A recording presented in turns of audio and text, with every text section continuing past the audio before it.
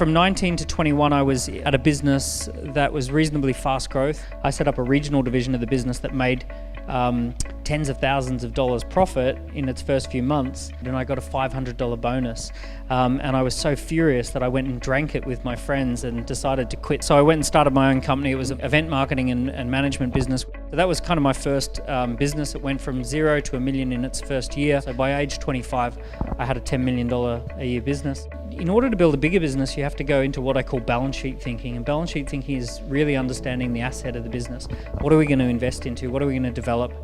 And the management team has to go from a team of people who are very sales focused to a team of people who can manage a team of sales focused people and then also think about the assets.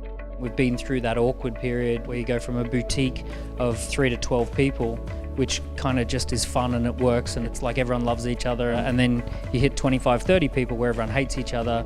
You know, some of the team dramas have to be resolved. You have to grow up as an organization.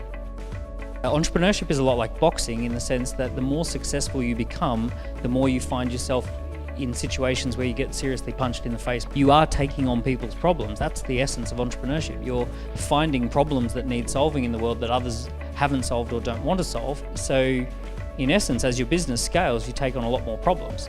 There's a lot of great fantasy in the low points where you think someone's going to come along and just help me with this. Like an amazing general manager or an amazing person's going to come and just sort out all the mess.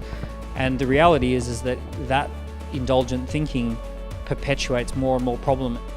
Exactly 7 years ago today, I was wakeboarding and I busted the cartilage in my knee and I had to stay in a hotel room for about 6 or 7 days. I didn't have anything else to do, so I finished the book that I'd been planning on writing. And in that process, I realized how much value you get from distilling your thinking into a document.